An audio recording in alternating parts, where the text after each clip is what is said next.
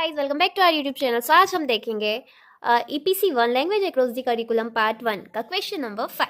सो question number 5 है कहानी क्या है, कहानी के प्रकार, तत्व एवं हास्यास्पद और काल्पनिक दो कहानियां लिखकर उनका संक्षिप्त सचित्र वर्णन कीजिए। तो यहाँ पर दो कहानियां इट मीन्स एक तो हास्यास्पद और एक काल्पनिक। मतलब इसमें कंफ्यूजन था कि दो कहानियां लिखना है या सिर्फ एक एक लिखना है, तो सभी को एक एक कहानियां ही लिखना है।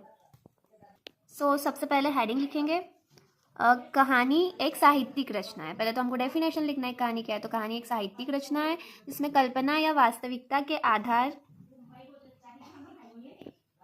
पर किसी घटना, पात्र या स्थिति का संक्षिप्त और रोचक विवरण होता है। इसका उद्देश्य पाठक या श्रोता को मनोरंजन, शिक्षा या प्रेरणा देना होता है। प्रेमचंद जी ने लिखा है कि कहानी एक ऐसी रचना है जिसमें जीवन के किसी एक अंग या किसी एक मनोभाव को प्रदर्शित करना ही लेखक का उद्देश्य रहता है। उसके चरित्र, उसकी शैली, उसका कथा विन्यास सभी उसी एक भाव को पुष्ट करते हैं। वह ऐसा रमणीय उद्यान नहीं जिसमें भांति भांति के फूल, बैल, बूटे सजे हुए हैं, बल्कि वह एक ऐसा गमला है जिसमें एक ही पौधे का माधुर्य अपने समुन्नत रूप में दृष्टिगोचर होता है। तो ये थी प्रेमचंद जी के अनुसार कहानी की डेफिनेशन। क्या ये क्लियर हो गया? अब देखेंगे कहानी के प्रकार। Types of story. कहानियों को मुख्यतः 3 वर्गों में बांटा जा सकता है। फर्स्ट है यथार्थवादी कहानी, जीवन का यथार्थ चित्रण। सेकंड है आदर्शवादी कहानी, जीवन कैसा होना चाहिए।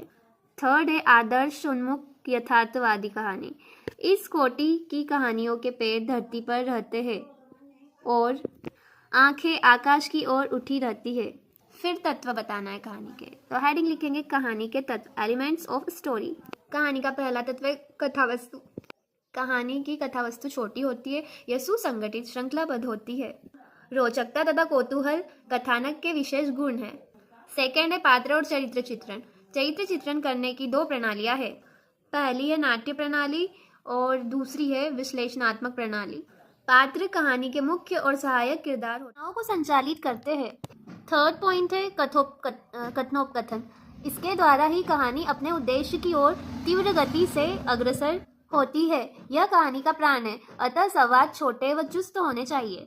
फोर्थ पॉइंट है शैली। शैली ही लेखक का व्यक्तित्व है, अतः विभिन्न व्यक्तियों की शैली विभिन्न होती है, जिसे कथानक की दृष्टि से निम्न ढंगों में रखा जा सकता है। अब एग्जाम में सब आंसर लिखते हैं, सब अपनी शैली में अपनी भाषा में लिखते हैं ना।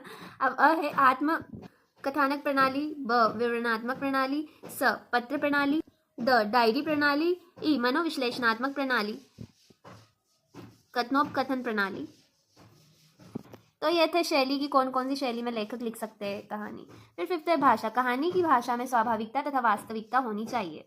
छठा है देशकाल। अपने युग तथा अपने स्थान के अनुकूल चित्रित होने में ही पात्रों, घटनाओं का महत्व होता है। घटनाएं तभी संगत लगती है जब वे देशकाल के अनुरूप हो। मतलब कई सारी मूवीज ऐसी होती है, मतलब इतिहास रिलेटेड, जैसे एक सीरियल है जोधा अकबर, तो जिसमें कुछ पात्र ऐसे रहते जो वास्तव में थे ही नहीं। उद्देश्य मनोरंजन तथा आनंद प्राप्ति, शिक्षा और उपदेश।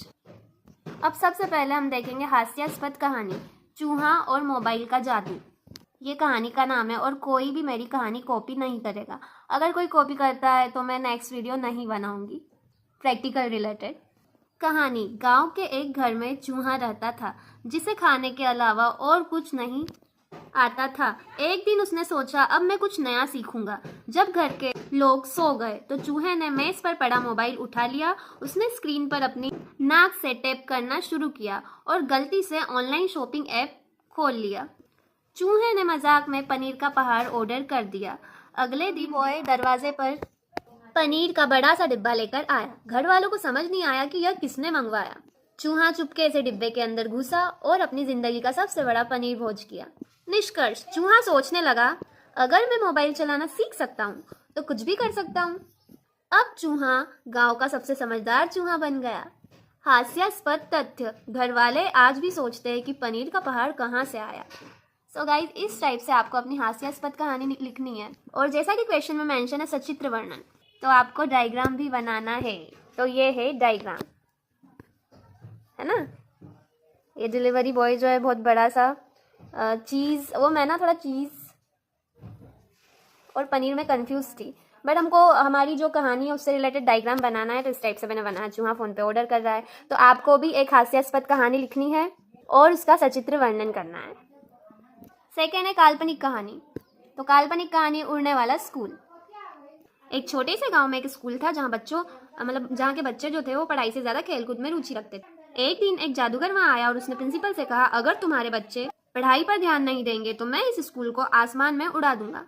प्रिंसिपल ने इसे मजाक समझा, लेकिन अगले ही दिन स्कूल सचमुच उड़ने लगा। बच्चे हैरान थे। उन्होंने खिड़कियों से नीचे झांक कर देखा और डर के मारे पढ़ाई करने लगे। जैसे जैसे बच्चे पढ़ाई में ध्यान देने लगे, स्कूल धीरे धीरे जमीन पर वापस आने लगा। और बच्चों की मेहनत देखकर कहा, अब तुमने मेहनत का महत्व समझ लिया है, वो पढ़ाई का महत्व भी। निष्कर्ष, इस घटना के बाद बच्चे समझ गए कि पढ़ाई व मेहनत के बिना कुछ भी संभव नहीं है। अब वह स्कूल गांव का सबसे होशियार स्कूल बन गया। विशेषता, यह कहानी बच्चों को मेहनत व शिक्षा का महत्व सिखाती है। तो गाइज ये थी काल्पनिक कहानी, एक हास्यास्पद और एक काल्पनिक। और ये है डायग्राम। ये हमारा स्कूल उड़ रहा है, ये जो स्काई है ना, और ये वो जो जादू करते हैं। हाँ, so guys, thanks for watching my video. Do like, subscribe and share.